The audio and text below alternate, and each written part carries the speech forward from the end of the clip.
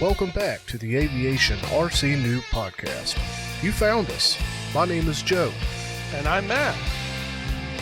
We're here to be with you along your journey and to share our experiences in RC aviation. If you have any questions, thoughts, or want to share a flight story, hit us up at Aviationrcnoob@gmail.com. Now, buckle in.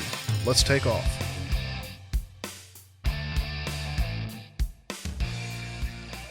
We'll do it live! Good evening, everybody. Welcome back to the Aviation RC Noob podcast. I'm back. My name is Joe. And I'm Matt. I'm also back too. And we are on episode 112. I think we're going to be talking mostly about FliteFest 2026 that we're definitely going to be attending. And we're going to be talking about a couple other important topics. I know Joe's been working hard on a really interesting thing and he's looking for some helpers.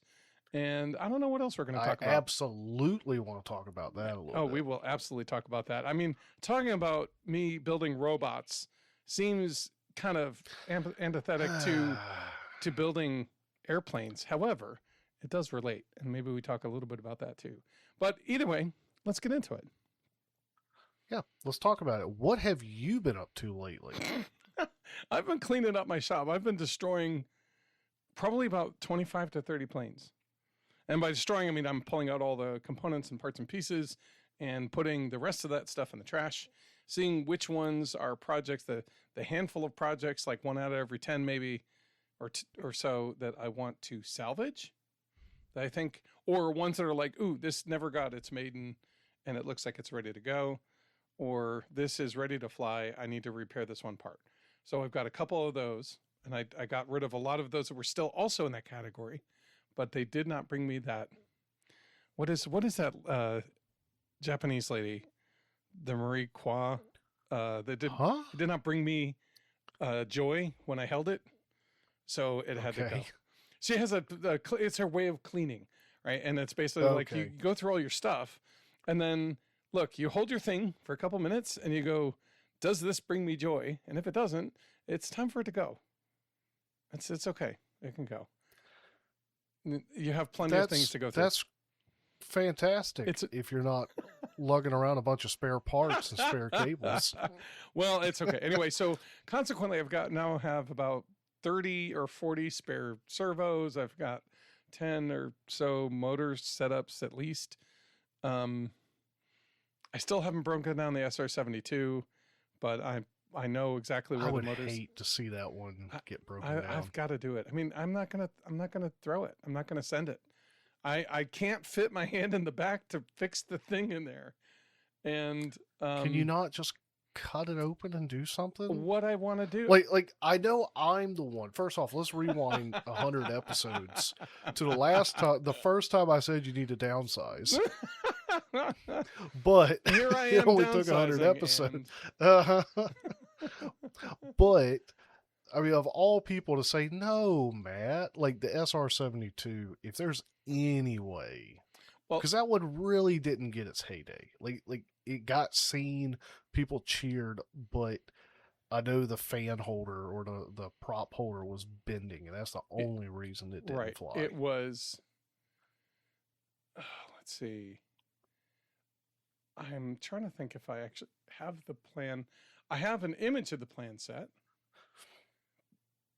I don't know if I have the original plans in a CAD file, but they're easy enough to print, and I built that thing very quickly.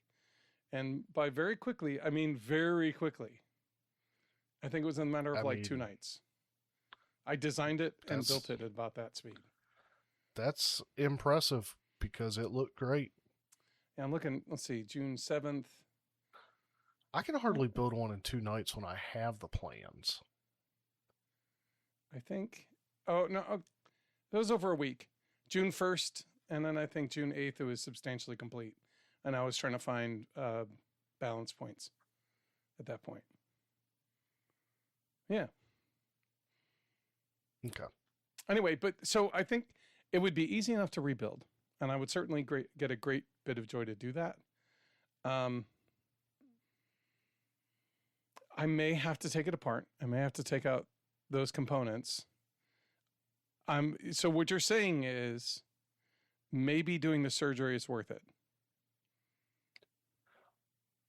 Because it's going to have to be some surgery to take those out and probably reprint out a new duct to put in, something that's clearly stronger. I know where the weaknesses were, so.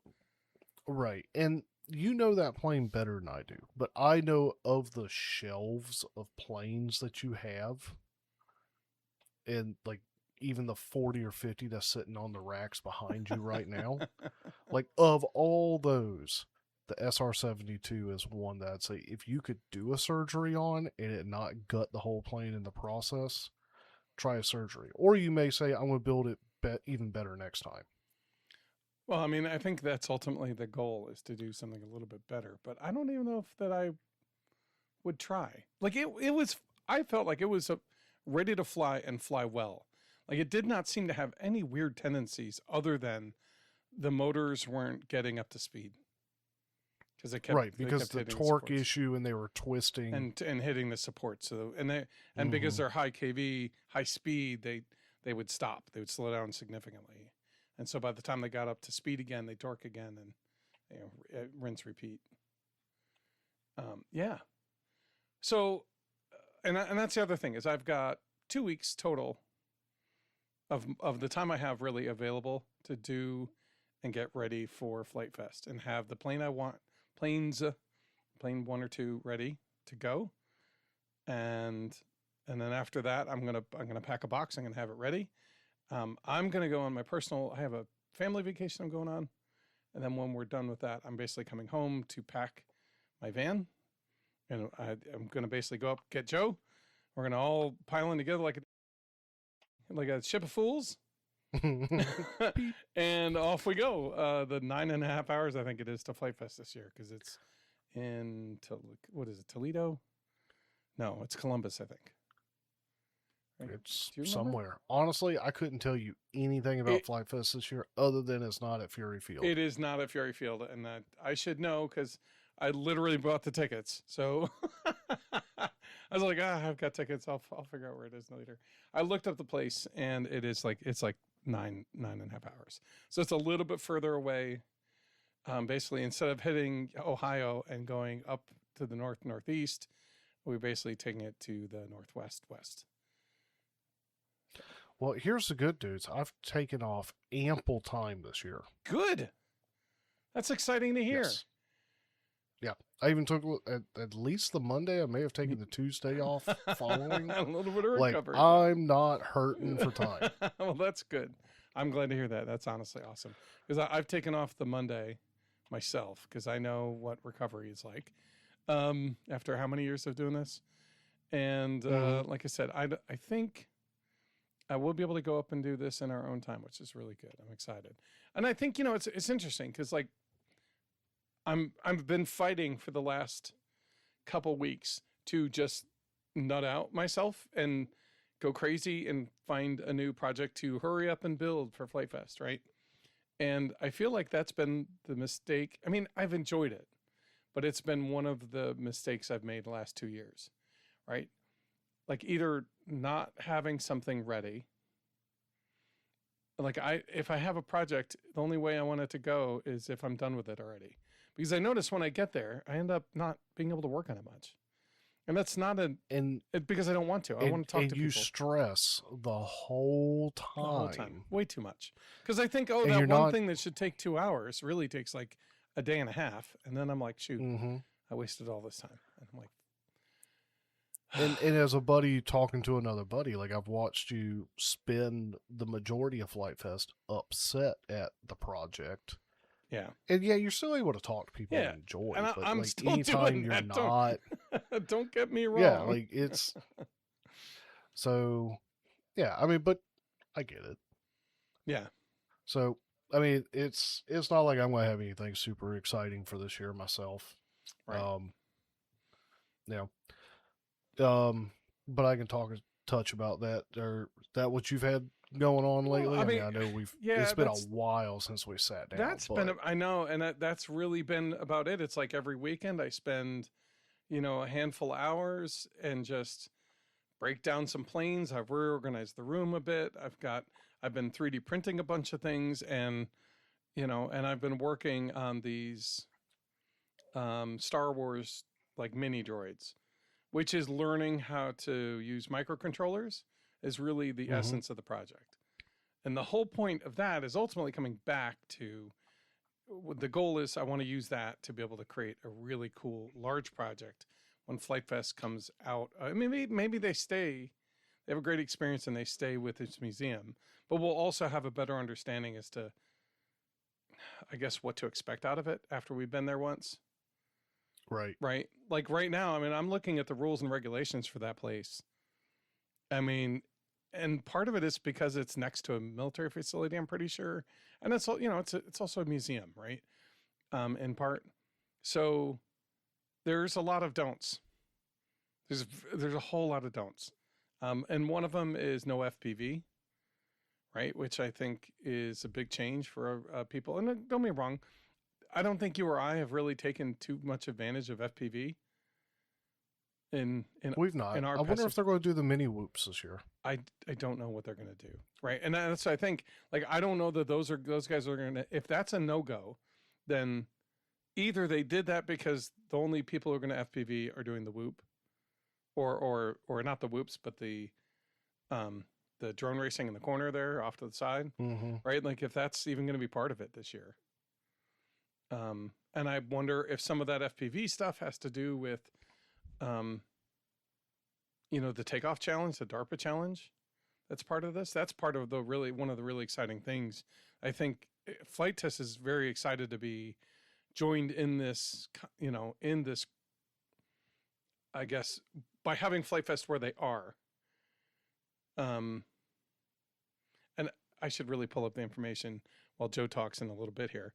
So we definitely give you all the right information about where it is and what's the thing. There is a DARPA challenge there where it's a heavy lift challenge where I think if you can have some aircraft lift vertically, something that's like 5 or 10 times its weight. And again, I'll look at that and we'll get more details. But so that's the big challenge. But I think all of those things kind of coming together mean they've got to be really strict about who can do what and what's got access. They may be allowing FPV only for one of those things, and that's it. Or it's just not allowed because it's adjacent to like a military facility or something. And they're just saying, like, that's not happening here. It's not. And there's no drinking and there's no other stuff. Like, I don't really care about any of that stuff. But I know that puts a damper on some people's fun, right? There's a lot of no's, and there doesn't seem to be a lot of, yeah, come on and have fun. Even though they're still allowing the aerial combats and all that other stuff. So right, and that's key. I mean, that's kind of why most people go to the FliteFest anyway. I know most people kind of gear their entire year at figuring out what are they going to build, right? For the combats. So anyway, so what have you been working on? You've been doing some things for a couple months here. I know you've got something in the wings. Yeah, been doing a little stuff here and there. A lot of work. We are really close to a year ago. My wife and I moved into this house. Man. And there's been some home projects, and there was some this and that, and y'all have heard a little bit about that over the couple episodes I've been back during that time. I really thought we'd be back to full speed by now. But life is just life, man. And I'll be honest, once you get out of it, it's tough to get back into it. But I had that Spitfire built. I think we talked about it last time a little bit, maybe. And then, so this past weekend, I went out to the field and I flew the Spitfire. Exponential, I think is his name, wasn't there. I didn't get to link up with him, but I met up with some of the regular officers that are out there, and I've got to go through I've got to start the probationary period if I want to keep going out there. That's just the club rules. So I kind of got to start moving the ball forward on that if I'm going to continue to go out there. And I was flying the Spitfire really squarely on the sticks. I don't know how much that was the wind, because it was a day that could have rained and there was a lot of clouds all over the place. So I was really squirrely on the sticks. The Spitfire was squirrely. That could have been a tail heavy tendency because I didn't mark where the battery was last time. And I think because of how I built it, I didn't have a cutaway in the cockpit area to be able to reach my finger down and pull the back of the power pod up. So it could have been that the prop had some nose up tendency. Yeah. And I think that's actually part of the case. So there was a lot of things going on with that Spitfire. Yeah, that's something I noticed with my Spitfire. Is every once in a while I forget to lift it. Like I can put the stick through and I think, oh, cool, it's good. And then I realize I look in there a little bit and then I notice the pod's way low on the back end. And I'm like, oh, I missed.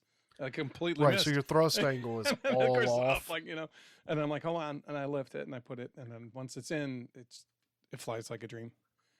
But yeah. But I was able to keep it in the air and fly it well enough. So I was like, you know what, let me get what flights in I can, and then I'll land and reassess.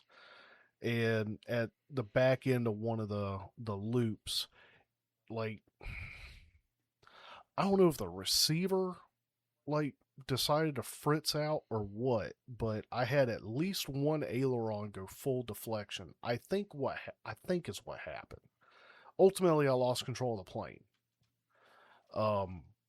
But I lost control of the plane coming out of a turn, and I think what happened was at least one aileron locked full up, or full down. And maybe I still had some control on the other aileron in the elevator a little bit, but it just was not responding. And when I got up to the plane, the servos were humming and grinding like they were still receiving input, even though I had no input on the sticks. Okay. And so I don't know if it was a servo issue, if it was a receiver issue. I'm not sure.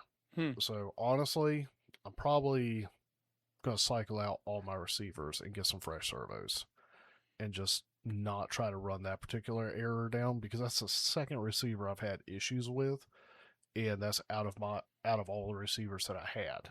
And I've got like 4 or 5. Okay. So it's not like I got a ton of them. No, well, I mean, the other thing is you have one of those little servo testers, the little blue box thing with the potentiometer knob. Yeah, but once I reset the receiver, which I walked through it channel by channel to find out which channel was screwed up. Yeah. When I unplugged the servo and then plugged it back in, it reset and it was good to go. I mean, could it have been that it moved, like some stuff shifted and pulled the wire so it's loose as opposed to set? I'm just thinking. The reason why I'm saying is if I know it's at least with a servo checker, you put your servo in and you turn it so you can set it so it's an auto and just the full range back and forth a bunch. And you can listen, you can tell if it's grinding or something's off, right? And if you're not hearing that, then maybe that's not the problem. Then maybe it's a loose connection, which is possible. And then, of course, it's unless you have power issues, right, where your 5 volts are going low, and then it's going to brown out, like you're going to basically reset the transmitter. And, of course, in that time, it's not receiving any signal and you're in trouble. Yeah, I mean, I would just say if you have one of those boxes, checking those servos might be one way to say and make sure it's not the servos, right? Because the servo's easy to replace. I've got servo checker. Yeah, it's because servo's easy to replace, and it's easy to go, oh, that was clearly, look at this, clearly the problem, right? Like I've done it, and sometimes you got to let it go a bunch of times, like 10 or so times, then you would go, oh, that doesn't sound right. And it sucks when it's like, it's the servo, darn it. But I find that unless your receiver is sensitive to power fluctuations, which most of them aren't, because I think they're good. Most of them are good to like 3.5 volts or something. And your ESC puts out a steady 5 volts, right? You usually get plenty of power. So that's oftentimes not the problem. But if you have a piece of equipment that you suspect and you're not sure, and you put it into another plane, check the antennas. And you're not sure. No, hang on. Okay. I'm doing a sales pitch here. Oh, sorry. If you're not sure, you try it in another plane and you forget for a while, and you're not sure and you can't remember, listen close, because in a few minutes, I want to talk about something else I've been working on that may help you keep track of that. Nice. But ultimately, I'm probably going to replace receivers. Okay. Yeah. So the other thing anyway, is check your antennas to make sure the same. I had them Yeah, I had him pointing 180. It was a tight fit without having that finger hole to get in there. Mm-hmm. So I had them facing largely 180 of Yeah, each yeah, other. yeah. I know it's not ideal, but No, but I mean, it could be. Yeah, it's a possibility that the orientations were off, where it wasn't going to receive a good um, signal. so Okay. yeah, I came. I'm sorry to hear that, bud. It came back from the field in Oh pieces, and no. then I had to pick up the neighbor kid and run him across town to go pick his replacement bicycle up. And while we were out, he saw the plane in the back seat, and he kind Oh. of expressed interest in it. Oh. And so, hopefully, we'll see. But he at least seemed interested in it. I may be building a couple planes with him at my dining room table while I'm Nice. building. Let him build one or two. Right. And maybe he wants to get into the hobby. We'll see. All right. Is that What our? I Is do that know our is the fisherman friend? it is Fisherman Friend. Okay. Good. And he and Bros were over to see and help us set up our chicken run and chicken coop. Well, So, by the way, we're doing chickens. well, congratulations. That's exciting to hear. Awesome. Yeah, so they're in a brooding room next door. I've spent every evening this week and this past weekend outside working on a chicken run, but we're making progress. Nice. But okay, sales pitch. Oh, we're jumping in there, huh? Yeah, we're jumping in. We're gonna hit the sales pitch uh, first, then FliteFest details. That's right. Okay. Well, I don't want to get lost in the minutia. Yeah, that's fine. And Brian's here in channel. Brian, I sent you a link, so feel free to check it out. You've seen the screenshot, but that's what I'm talking about here. I have I have a few testers, but I could definitely use some more for a RC inventory. I'm calling it RC inventory tracker, but it's sort of a fleet manager.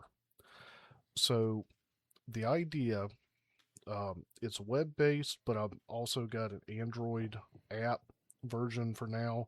I'll worry about an Apple version later if there's enough traction on it. But it's a app and a website. They work together where you can log your assets. So put in a plane, put in your motor, put in your ESC, put in your batteries, and you can say this plane has this motor, this ESC, this receiver in it. You can log flight logs against the plane. You can log maintenance logs against the plane. I'm working on in the battery side, each battery potentially having reminders. I think that's built in right now, reminders after so many charge cycles.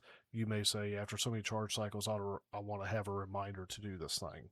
And if you log your charge cycles each time you charge or deplete your battery, then it can remind you of that. Maintenance logs would be maybe after so many flights or after so many flight hours. Build log potential. Matt, you and me, say you've got a Spitfire and you want to give it to me for some reason, and you've had it in your app and you've been tracking flight logs and you've got pictures attached and you've got maintenance logs and all that. When you give that to me, if we're both using the app, you can transfer ownership of that plane to me, and all the flight logs and build logs and everything would come along with it, the maintenance logs and everything. So I would get a full historical of that plane. There's a club component for flight clubs to be able to have flight club assets, where they can say, here's how many flight lanes we've got. They could potentially be reserved, but there's also like flight assets of planes where planes can be logged out or loaned out and borrowed and checked in and checked out. So there's a lot of things. It needs a lot of testing. I've been running running a lot of stuff through it, and I've been implementing a lot of ideas with minimal use case and testing in my own usage. So I could definitely use some folks who want to help test that. Right. Use it, put it through its paces, give me feedback on it. So if you're interested, hop into a Discord channel and message me and let me know, because I can only do the mobile app through Android devices right now, and I need your. If you wanted to test the Android app, I'd have to have your Play Store email account so that I can register you and get that sent out to you. But that's the process for that. So I've been having a blast just working on that. I see him, buddy. Is that Ghost? Yeah. Yeah, it Yeah. is. He was coming by and trying to say hello and being all meowy. Being all needy. Yeah, he was being some needy. I think he wants to go outside. Yeah. And I don't think it's going to be as urgent as that 1 October, but So that's what I've been really working on, in and amongst work and after hours and such. And yep.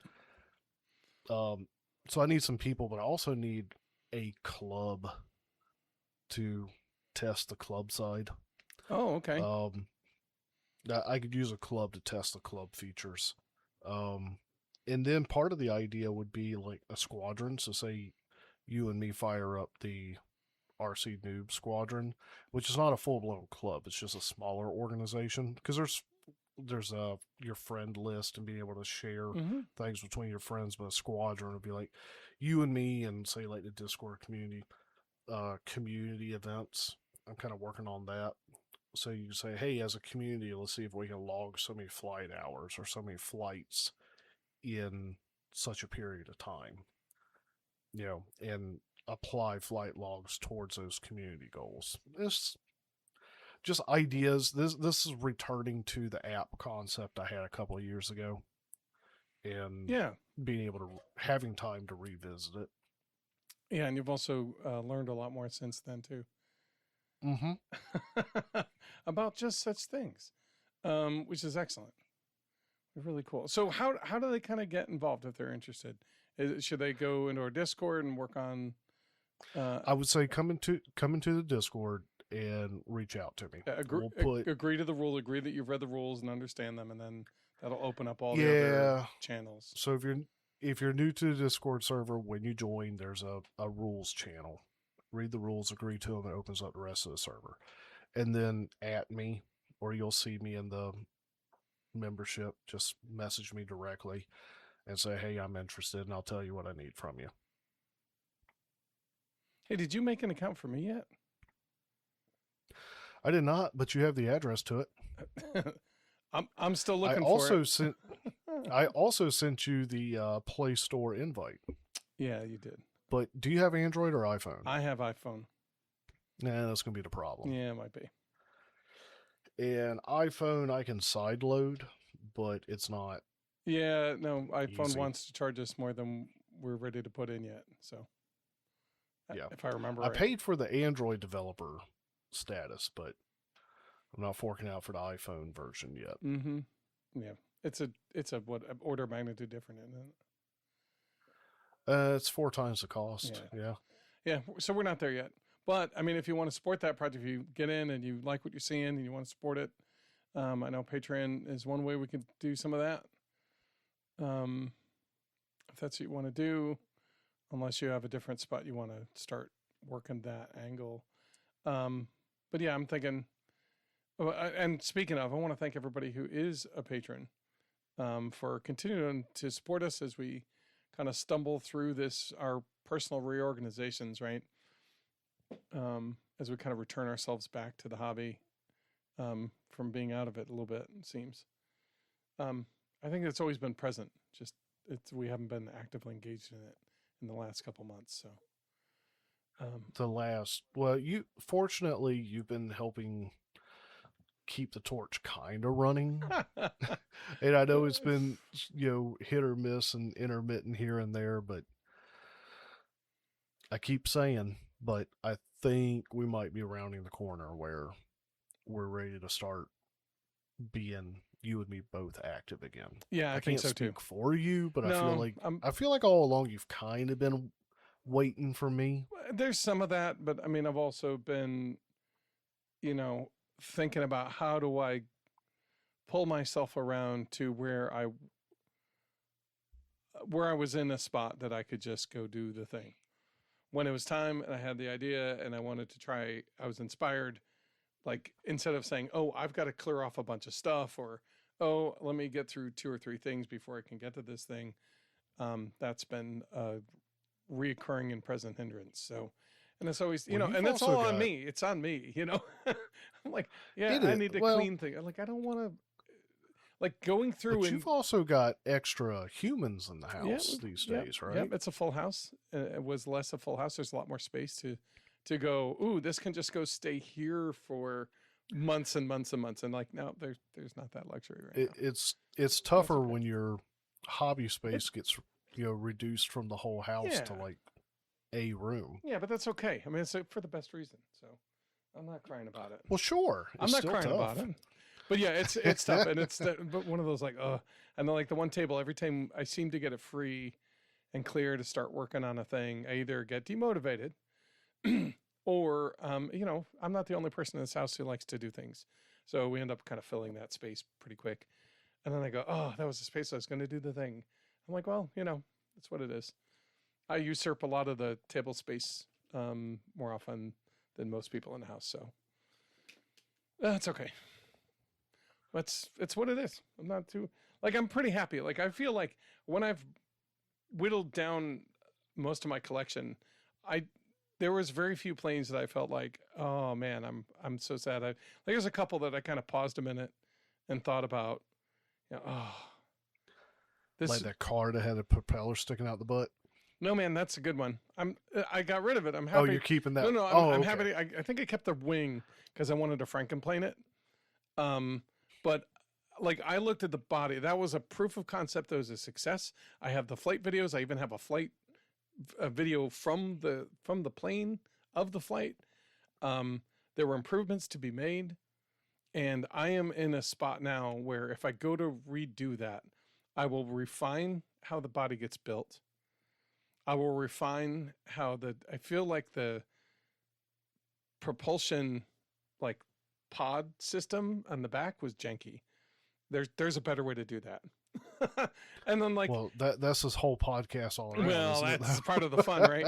And then of course, and I've got a 3D printer that I can rely on at this point, Mm-hmm. and a part of one of the things I wanted to add to that project was steerable car maneuvering.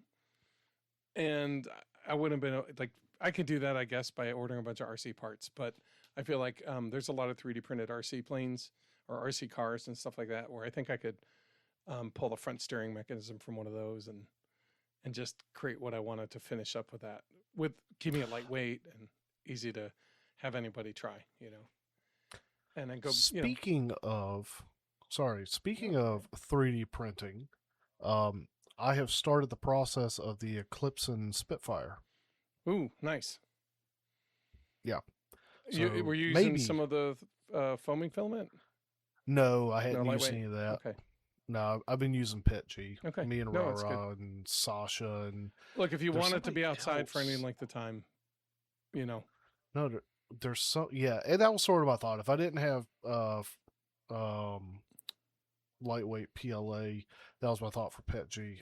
Sasha, Brian, and Rick Hunter Ah, in Discord. They've been helping me on some of my printing stuff. I don't know if I've spoken with Rick Hunter in any of the build parties, but I did get to speak to him a little bit. yeah, In the he's newer. past couple, yeah, he's relatively new. He was in one of the challenges. I think he was in with Buildroy Challenge, and the Okay. Darts Challenge, which is the uh, finish it in March, or whatever. I can't remember whatever I called it, but it was finish up your project, right? It's like, well, you didn't quite finish it in February. Now finish it up in March, right? So he was in both of those challenges. He's pretty active on the FliteFest forums and stuff. I'm going to see if he's going to FliteFest. And we have in our forum or in our Discord, we do have a FliteFest 2026 channel where we can kind of start sharing what we plan to bring and some of the places we're going to be, and use it. Feel free while we're at FliteFest to use that channel to kind of find ways to meet up with each other. I think you and I, maybe once we get there, we can maybe set a time and a place, and everybody can kind of bring a plane to kind of collect, and we'll go fly together, maybe as a community. Absolutely. I think that might be a fun pivoting to FliteFest then. Okay. FliteFest 2026. I know pre-show we were talking. Maybe we have a trailer. Maybe we don't. How are we going to pack in this that? Yeah. I don't. So Yeah. Matt, and I'll let the audience know. Like we've not had a chance in weeks to really talk. So, like, in as much as we're catching up on the show and catching up with you guys, we're also catching up with each other. So, yeah. I continue to put out the offer, but if the trailer is an if, then it's not going to fit with other things that we're going to take in the back of the van. I've got that Blackstone griddle, and I would love to take that and grill out for us, and like cook our meals on that, and then we could maybe do like burgers and dogs at the campsite. But I don't. That would be my argument for figuring the trailer situation out. But I've Sure. also had to register vehicles lately, so I know what a pain that is. Yeah, and this one's like an extra couple steps because not only does it, and it's a trailer, so it's not that hard, but it's time that I don't have. I wish, I wish I did, but I don't think I really do. And that's, I think, where I'm going to run into problems. So if you don't know, FliteFest this year is between August 6th through the 9th in Dayton, Ohio, and it's at the National Museum for the United States Air Force. It's on the grounds of that facility. And as I understand, is it actually on the military installation, or is it like right off the military installation? Usually the museums are right off the military installation, so they're next to the airports most frequently because you got to get from the runway to the museum part. It's usually kind of a taxiway parking lot section, and then that's technically off airport, but not far. Right, it's accessible to the runway, typically. So what we're going to do is obviously there's big open spaces next to next to an airport. I don't know, or it's going to be close to something like that. I've looked at it. It's briefly though, unfortunately. Rah-Rah's letting us know it's on site, but not inside the secure area. Right. Which, like, it's kind of like when Rah-Rah and I went to the museum last year, and I was talking about it. It was next to the airport, but it was technically off the airport. But I mean, you literally had to open gates and you were in the airport, right? So, and that's fine, which is good. That's a good thing. But being so close to the airport is going to have some interesting restrictions. Yeah, it's wild they're letting us fly that close, period. Yeah, I don't even know how they're pulling it off. I know they're doing, and it's working. And I think they're going to have. I imagine we're going to see security detail, and if we don't see them, they're going to be. I know. Around. Yeah, and look, I understand it. And again, it's a festival, and it's going to be a lot of fun. There's going to be a lot of people doing, and it's still going to be flight test. Like I'm certain that there's going to be build tables. There's going to be build tents.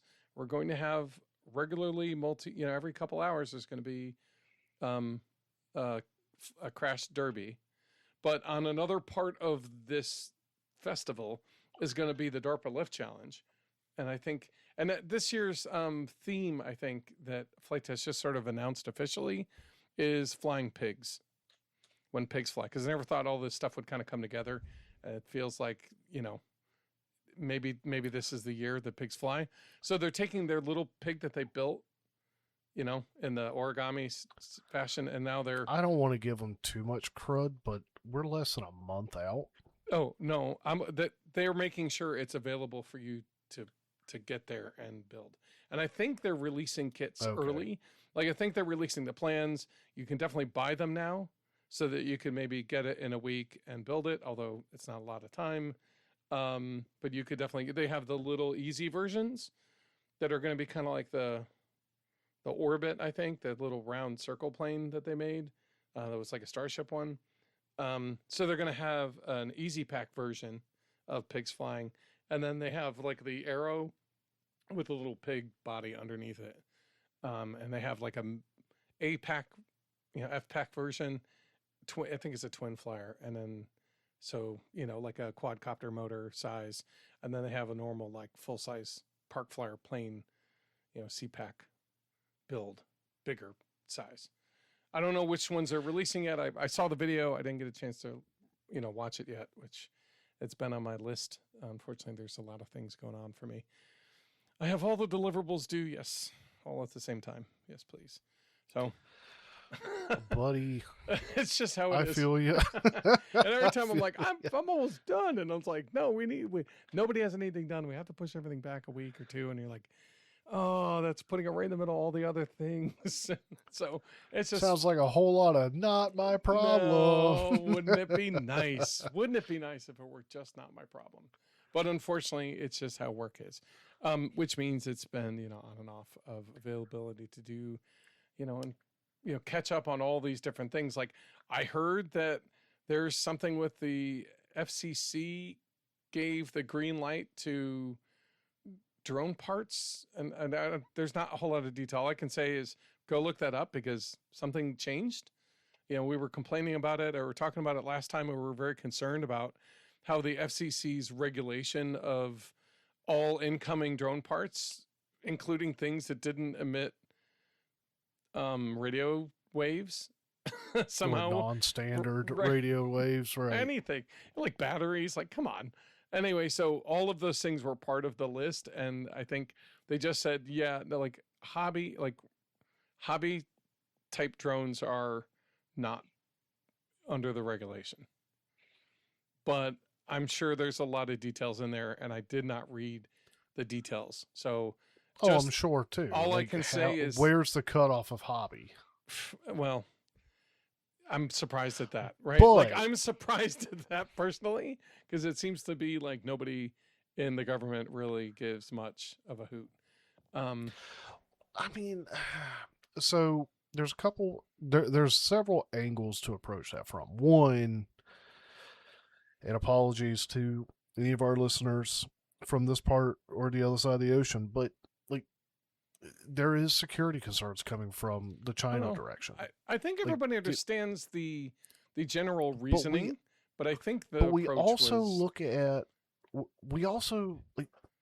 look at the war in Ukraine, and what's been going on over there. I agree. How they've been using drones.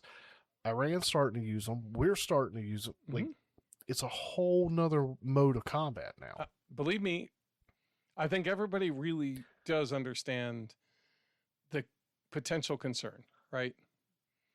So I don't, it's, it's a weird, I see both sides. I just feel that the way it was implemented was very ham-fisted. It was not thought through or thought out. And I wish that they had done that. That's all, Yeah. I understand, if it was truly honestly about safety and keeping the integrity of security in the country, like that makes more sense. But the way it was done does not feel like that was a concern, right? Or it's just ham-fisted in how it got executed. So maybe it was ham-fisted of let's just block it like a firewall. Let's block everything, and then we'll under review open the ports. No, it was also yes and I've no. not been keeping up with it all. No, so that's fine. What I think there's two parts to that. One, it was like that, like here's a firewall, it's not coming in, right? And then the other half of that was, and maybe I'm misspeaking, I'm sure everybody's like yelling at the radio or whatever, but if the other half of it seemed to be very, well, we're going to make it really ambiguous. So it really could be anything. Which the problem comes mostly with when you have hobbyist suppliers in America who the only source for most of these things is another country. Truthfully, right. Most of these components, and they have a business and they're trying to help this hobby keep its supply line, right? Like that's part of what they do. They can't rely on, if they sunk in, half of their monthly earnings to get a shipment. If that shipment gets stopped at the border, they don't get their money. Right. And they're out. That means they're done. Game over. The business has got to close. You don't make that money back. You don't recover. And it's a huge risk. And so unfortunately, in the hobby business, the margins aren't big enough where you can recover from that. And very few hobby supply companies are truly large enough where they can recover. And again, I'm looking at people like, Windcatcher RC size, and it's somewhere around there. Like a lot of drone companies there seem to be about that size, right? Drone supply companies, where if you're looking, like one massive all-in order could really ruin you. And they're like, and we got to place the order, and we just hope it doesn't get canceled, right? Or not canceled, but stopped at the border and then thrown away, and we don't get it, and we don't get reimbursed either, right? On top of that, we had to pay tariffs, like so. It's like they're like, oh, it's not. It's like, is this a losing proposition? Should I get out now? And unfortunately, that hurts the hobby. And I think that's where my concern, and I think I didn't really fully understand it entirely, but I did start talking to our buddy Lee and a couple of the other guys that I know that are in adjacent industries. And they're like, yeah, it's a big concern. Whenever you have a shipment and you don't know if it's actually going to make it here, and you're sinking in a lot of your capital that you're going to use to help make next term successful, it's a big risk. And then you got to start right, because then there's the gamble of, okay, I could get 100 of these and be safe, but miss out on revenue, or I get 1,000 of these and be risky, but capitalize on the potential. Right, and then if they stop it, I got to fold. Right, yeah, right. It's a tough one, and it's not. I don't think it's a reasonable thing to ask companies like that, and so it's weird. It's a topic that's touchy. I wish I could get into a little bit more, but I'm not entirely. I would love to talk to the people who do know about it, though. I'm sure the guys at FliteFest are battling a similar issue, maybe at a slightly different scale. I know their throughput is a little bit more, than like Lee. I think I don't know. I know he does good business, but yeah, because FliteTest uses a Emax model, right, for their motors. I think that's where they started. I think they do do some of their stuff through Emacs. I know Lee, he buys Emacs brand stuff. Is Emacs overseas or is that US based? It's both. Right. But there's certain things that you have to go to, or it's cheaper to order from China. I know he gets all of his carbon fiber from there, but that's kind of what you got to do.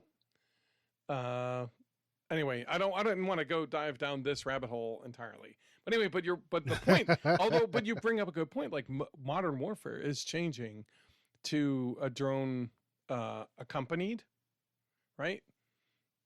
It's not solely manpower. It's not solely, big giant drones in the sky. It's also little pinpoint attacks too.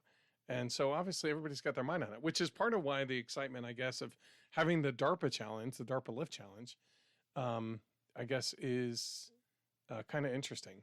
Though the DARPA Lift Challenge is a challenge that taps the core of, I'm going to read from their website, so pardon my reading voice. Sure, go ahead. The challenge details, let's see. As the military gets more complicated, warfighters need more capable drones to use across diverse scenarios. Some of these apply to civilian applications like infrastructure, inspection, package delivery, disaster response. Current multi-rotor drones, known as UASs, provide simplicity, affordability, and ease of operation. However, the primary limitation is their low payload to weight ratio. It's typically about 1-to-1 or less. And so what they want is, can anybody find a way to shatter the heavy lift bottleneck? And the prize money is $6.5 million. Boy. Yeah. So the challenge seeks to incentivize university researchers, independent innovators, and industry to set new standards in vertical lift performance.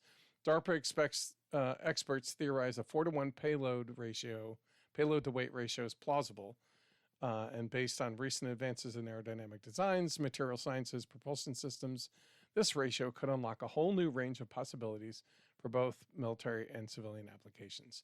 So your challenge is to create a design that must weigh no more than 55 pounds, including fuel or power source, and must be capable of lifting a minimum payload of 110 pounds across a set of 5 nautical mile circuit course. So that's pretty sizable right there. This threshold encourages creativity and innovative thinking for designs at a scale that should allow widespread participation.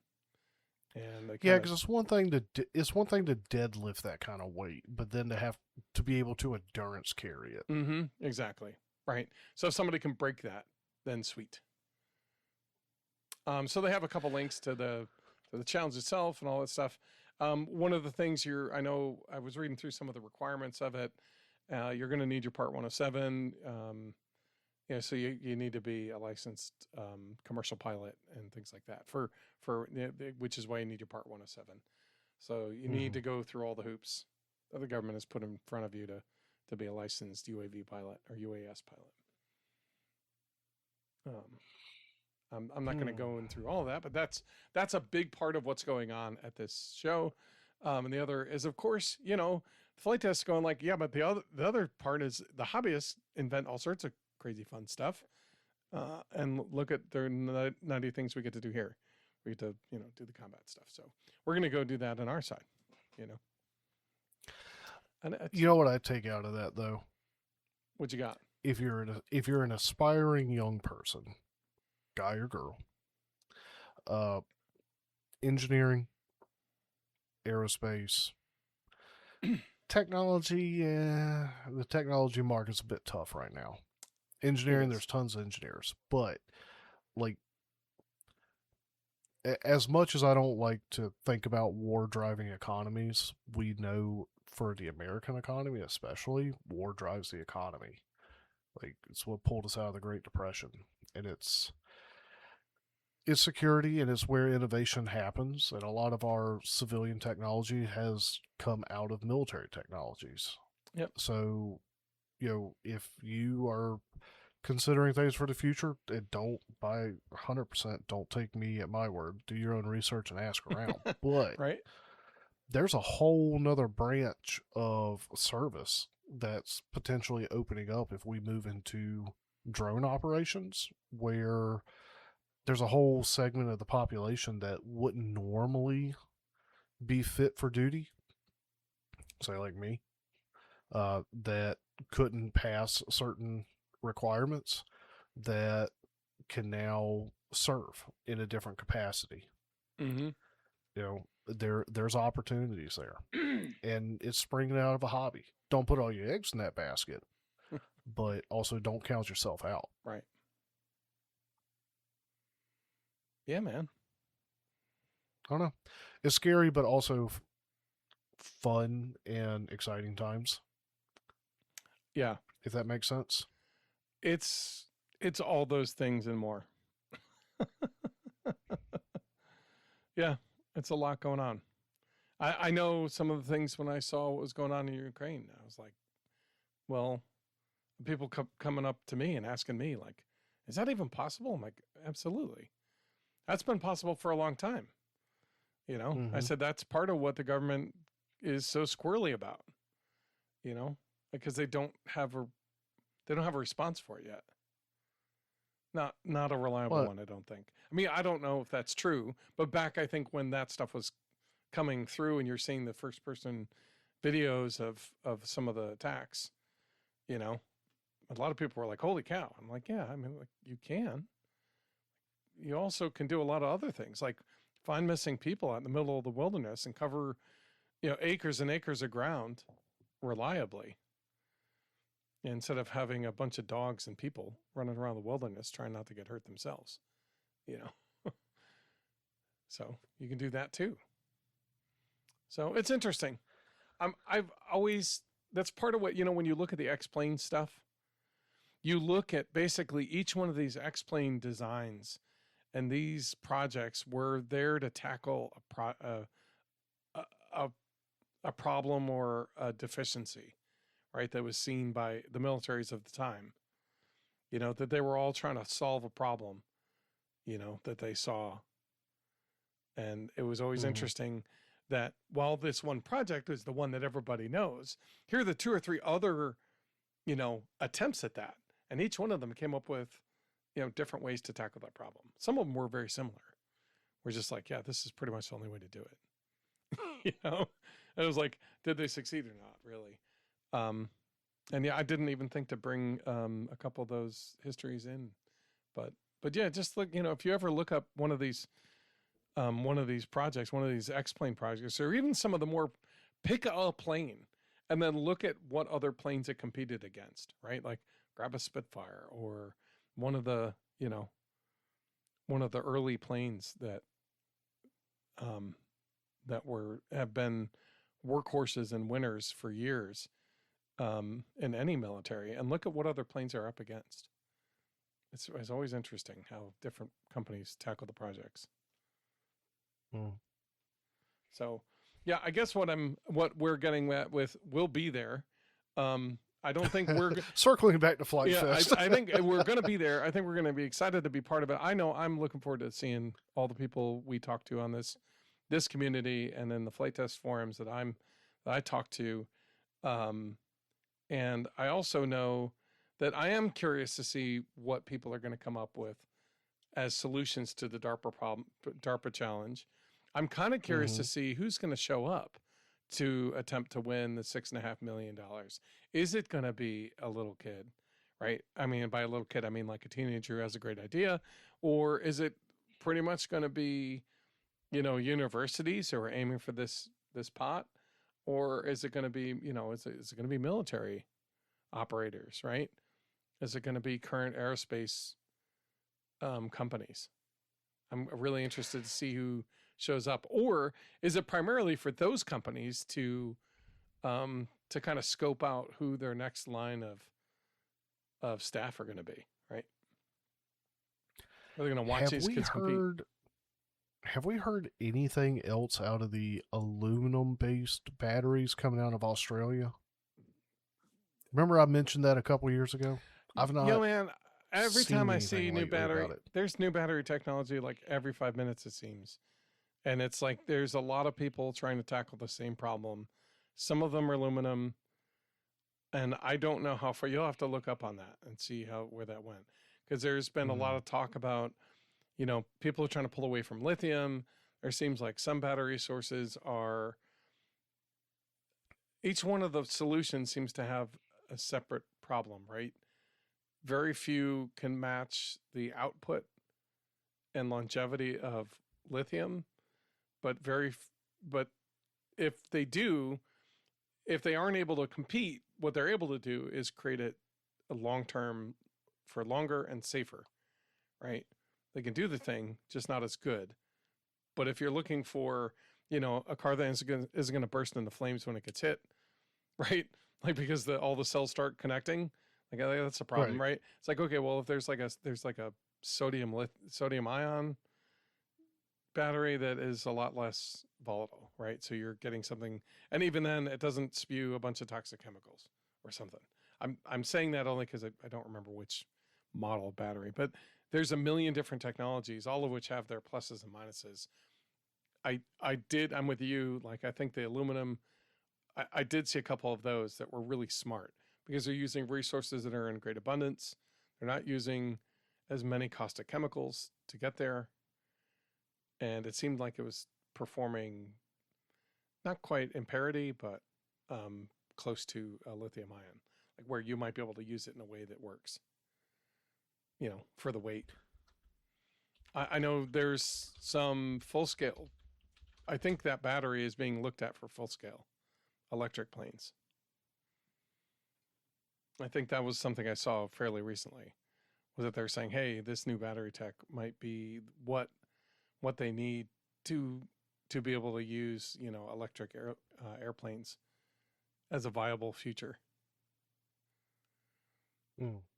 And I think what they're thinking for those is that they're going to start with more of the training market. Usually, the trainers only go up for like an hour and a half. They don't do long flights or anything. So you go up on a long flight, you bring it home, you charge it in between the next person, or you have you stagger them, and then that way you're using electric. That was the big sell point of the aluminum ion. Yeah, was that it's such a rapid charge interface. Right. And it's also lightweight. Maybe that's what it was. Like it's lighter than lithium, and it's definitely lighter than lead acid. Right. So you definitely can use it in a different way. I've been looking at all of these because I'm waiting for the day that say this might be a replacement. There's been a couple that are like, we're going to use a 3D lattice because it's lighter and the charge transfer is quicker in both charging and discharging, and you can get more life out of it for the same size, and the weight is like half. I was like, that's fantastic. I guess they've had a difficult of turning the theory or the practical use into like a commodity scale. You know, there's like a there's like an 8-layer chart of how far down the technology you are, like how close you are to actually having it be everywhere can use it. And I think that one was somewhere around like 7 or 6, and like this one you're talking about, the aluminum, is more around like a 4, you know, or 5. It's closer and closer to the top. Top is 1, is like everybody's using it. Mm-hmm. So it's interesting. I know I keep my eye on it. I always think that's one of the fascinating things. Like I think some of these new breakthroughs are going to, well, it's going to be the VHS, you know, Betamax, and that's right. I'm saying my age right here. I was going to make the comparison of DVD plus versus DVD minus. But... I mean, you name the technology, right? There's always a couple competitors to the same breakthrough. Each of them has their pluses and minuses, and one of them kind of comes through, and it's just like, okay, that's the one we're adopting, and then the rest of them kind of fall to the banks of history, and we go forward with this thing. And so I see these technologies as they're coming through, and one of these days there's going to be something that works, and it's going to be undeniable, and it's going to be a game shifter, kind of like the car was for the horse, where it's just it's a no-brainer. Of course it gets adopted. All of a sudden, horses aren't used anywhere, right? In like a matter of 2 years, you've got very, very little use for the horse. That's an incredibly rapid change, but that's usually because it was a no-brainer. Everybody could see it. Well, and you had Henry Ford with the manufacturing improvements and all that. I mean, there's a lot, right? There's a lot of other things that kind of come around with it, but once that was like, oh wow, duh, it got adopted immediately. There was no, you're not going to stop that, right? Like there's certain things I'm waiting, because there's going to be that tide shift where one of these things is going to come through, and you're going to like, there it is, that's the one. I mean, there will be a struggle. There will be a lot of like, I feel like spy versus spy kind of subterfuge to figure out who's going to be the first. And I'm sure there's going to be a tale that'll come out 3 years later, 10 years later, about the duplicity of making whatever first. But ultimately, one of them is going to break through, and it's going to be obvious. And I have a feeling it's going to change everything consequently. I think there's been a lot of push to pull off of fossil fuels, because we all know that they're limited, though there seems to be quite the resource. It's still there, and it still seems to be supplying for quite a while. But at some point, it's going to stop. Or just the fact that only so many people can get to it, it's going to be enough for people to develop the technology further, right? For an alternate. And once it comes through, then all of a sudden, those people who's like, oh, but we got this stuff. It's like, yeah, but nobody cares. And then you're the guy holding all the horse farms and all the horse stables, you know? So it'll be interesting. I'm always curious. And I feel like this hobby is a really good initial tester of some of those things, right? Though it isn't entirely, but a lot of new technologies and a lot of new breakthroughs, especially with the drone technology. Almost all the electronics for stabilization and how to turn something that was just absolutely insane to fly is now suddenly you don't need to do anything but plug it in. And off you go, and you have a great experience. You know what, Matthew? Thank you for that nice segue. I was sitting here trying to figure out how we going to pull this back. Sorry about that. Yeah. But, I mean, that's it. No, it comes back around. And that's one of the things that's exciting about this hobby. There are parts of it that are on the forefront of things that are happening. Mm-hmm. And you get to be part of it. Anything else about FliteFest? It's amazing. You should go. You should volunteer. Well, you should. Oh, volunteer, 100%. And we'll put a link in the. You've got our doobly-doo. You've got our new stickers, right? I have some new stickers. Yes, I will be printing more stickers. Ooh. Yeah, well, just if you want a new if you want a new sticker, come by the camp. Yep, come by our camp or come say hi. Come find us at the table. Wherever we're not hard to miss. So we're not hard to miss. We're the two ugly guys. With any luck, we'll have a flag with us too. Make it easier to spot us. But yeah. Well, we've been every which way. Was there anything else you wanted to make sure we covered this evening? I did want to bring up a secondary product, which actually I don't know if you know about, but there's a guy, UAV Futures on YouTube. He's an Australian I guy, don't. and he got an FPV, and he's like, "This is freaking amazing," and it saved my life. Like it just changed. I was just in a spot. It wasn't good. I did this thing. It's freaking amazing. It's given me purpose. It gives me a drive. I love it. I finally meet people, and it's a good time. And he goes, I want other people to do it. That's why he started his YouTube channel. And so he's been pushing at this. And I feel like that's like a parallel push, right? Like we feel the same way. Like I love this hobby. I want other people to do it. I don't want them to stumble as hard as we did or as I did, and I want us to have a little bit better time getting in and understand that community is a lot of where the fun is, right? And so he's doing the same thing in Australia. And he actually started developing a way because he's like, there's got to be a way. There's so many, this technology for drones. And he focuses on, quadcopters, big and small. And he does a lot of reviews of equipment and stuff like that because people give him stuff to review and whatnot. He's great. Love the guy.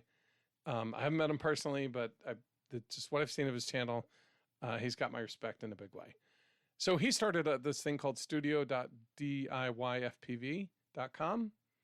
And it's basically a way that you can build a quadcopter with the parts and pieces that you have and give it an actual theoretical test so you know how to wire it right and make sure it's going to actually work properly.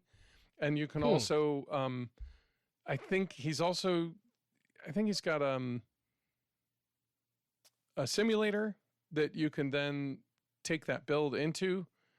So you can develop projects on your own. You can put components in and use to be able to connect up. And so I haven't really looked at it, but it might be something you, Joe, might be interested in kind of looking at and seeing some of the things he's doing with that. And if you are interested in quadcopters, it is just check out his YouTube. If you agree that, that you think that what he's doing is kind of interesting and it's the thing you might like, you might appreciate, what he's doing here with this kind of it's almost like a drone. Like we were talking about having a components library and a library of basically your hangar that you can trade back and forth and stuff. So he's kind of wanting to do this because putting together a drone is a pain in the butt. Like there's a lot to it. There's a lot to learn. There's a lot to screw up. I can't tell you how many boards I've burnt up by soldering the wrong thing at the right way. You know what I mean? And there's a lot of things. So it's really interesting that you could then literally wire these things out. And I can, as I'm working with robot wiring and stuff like that, it's all the same kind of stuff ish. It's using the similar kind of technologies that I notice are in, circuit builders for robot stuff. But it's really cool. So I think that might be something that as a parallel thing that if users are interested in this, they should go check it out and see what they can learn there too. If you're new to the hobby, there's a wealth of information there about quadcopters. I know we don't focus on it too much, but I actually just found all my props. Again, cleaning out is wonderful. You get to find all the things you put away for a rainy day. You're like, oh, I'm going to put this here. This is that spot that I will remember later. And the answer is no, I won't. So I'm holding up a quadcopter at Joe, and I busted a prop, and I've got a couple of things I got to fix. I've got a part I want to 3D print and reattach. But now that this is back in, I found the props to replace the broken part. I can actually go fly it again, which I'm looking forward to going to do around the neighborhood a bit. It's one with ELRS. It's really lightweight. It's got a lithium-ion battery, so it flies for like a good 20 minutes. As long as I don't crash it. So I was hoping to take it out to my local park during the day where, when nobody's actually there, because once you get past a certain time of day, kids are out there playing stuff for rec. So I wanted to fly it around the park and see if I could not crash it for 20 minutes. See how long I can get out of the battery. That's a tall order. I know. Tell me about it. I'm not super skilled with this stuff yet. Every time I try to be, I end up breaking apart and then forgetting where I put all the replacements. So, yeah. So take a look. Again, UAV Futures on YouTube. The guy's name is Stu. He's just he's just one of those genuine people. You listen to what he's saying. He's like, okay, he just loves what he's in, and he just wants to share his interest and love with people who might be in the same page, right? Help them get there. So I appreciate what he's doing, and this was an exciting project of his that he was pretty interested to kind of kick off the ground, and I'm really impressed with how far. Like, he's got a catalog of parts, and he's got a bunch of people kind of throwing in things. They've got a simulator that's live. They've got a builder. You can check FPV goggles. So if you're looking to get an FPV, he has a way to actually look at what they look like and stuff like that. So if nothing else, if you're looking at FPV, go look at this guy again in the resources. He's building it as he goes. And so he's looking for community help as well. Just kind of like you, Joe. We're like, hey, give me your feedback. Tell me what we're doing. If you can input parts, cool. Cause there's so many in the world for him. It's like, there's so much I can only do so much myself, but it looks like they're doing pretty good. It's a bigger scale. He's clearly got, and he's clearly got a solid plan he's working through, which is great. So, and I know that we're just a bunch of amateurs having a good time. So, but I know, Joe, you've been working hard at your project, and I want to see what we're doing take off the ground too. What was the focus on your beta tested thing? Your goal is to make sure that you can keep inventory of the stuff, of your fleet, right? And then consequently trade it with locals and compare with friends. Is that? Yeah, it's for tracking your inventory and being able to keep record of stuff. Mm-hmm. It started out as that central hub for that, and Yeah. then the ability to just it built out from there. Yeah. I've had a lot of ideas for it over the last 2 years, and I'm in a place that I can spend some time trying to implement it. Good. Between project tasks. Yeah. No, it's cool. I'm really excited that because I've seen that's kind of lit it's a related fire, right? It's a fire that's related to this hobby. I know you kind of have to do that, right? Sometimes you're like, I know I like this thing, but it's just not been my focus. And here you are, you come out of it and you're coming around and you found a piece of it.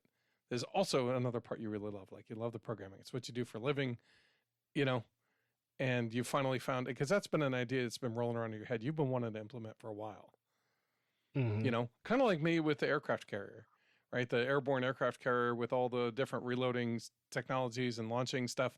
Like, that's what all the microchips are about. Like, that's what all the microcontrollers are for. Like, I want to learn that so I could do those things. Like, this is adjacent. It gets you to more about what you wanted. You wanted to do that thing. That idea has been rolling around in your head for a while. Now you get to implement it, which is awesome. So if you can, come to the Discord forum, log into that testing thing, the beta testing, and say, Joe, how can I help you? I want to help you. Mm-hmm. And then we'll see what we can get out and see if we can give you the information you need, Joe, so you can make it the dream you want. Well, we'll see. No expectations, but I need testers. Yeah. Cool, man. That's exciting. So hopefully we'll see you at FliteFest. If you don't, come by our tent, come by the table wherever we're sitting, say hi, introduce yourselves. We don't bite much. Too much, too hard. Yeah. No, we don't bite at all. No, we'll just if we have any stickers left, we'll give you a sticker. Absolutely. We'll ask you to keep listening, join our forum, join our Discord, and come fly with us, right? One of us. One of us. All right, Joe. With that, why don't you take us out?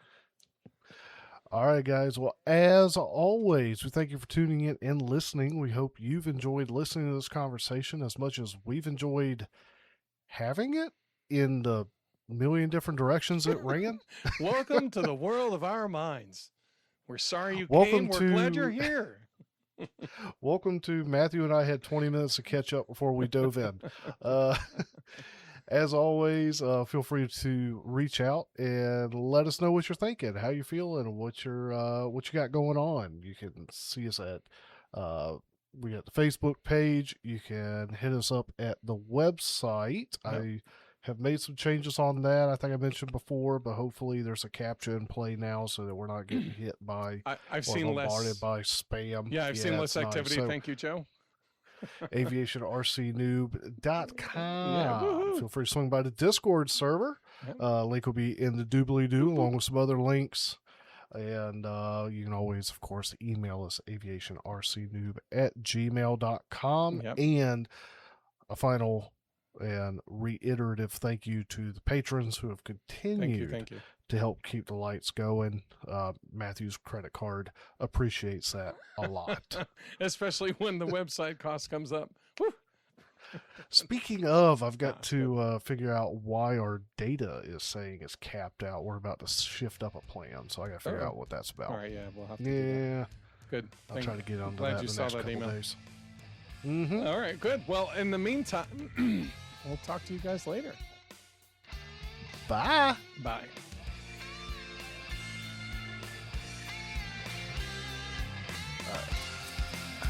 I think it's the stop button. I always question it.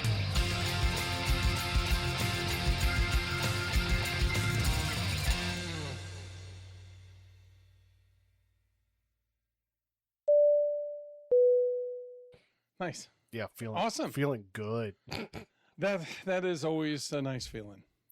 How did Bruce Almighty do it? Good.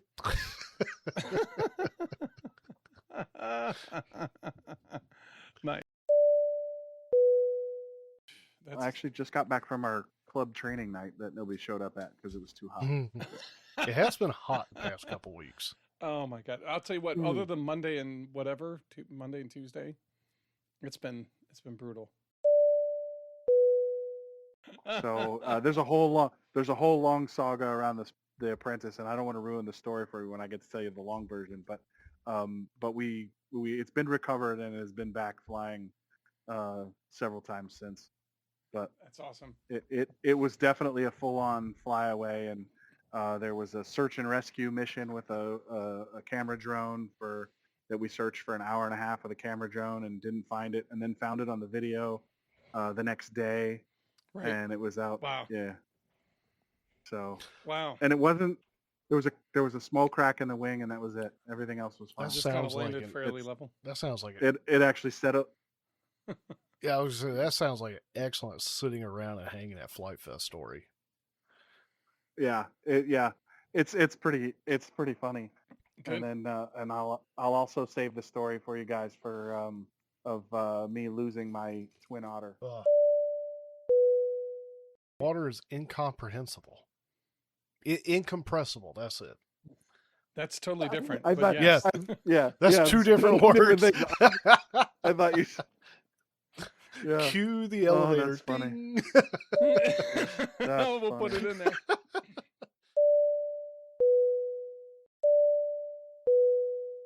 Bye-bye.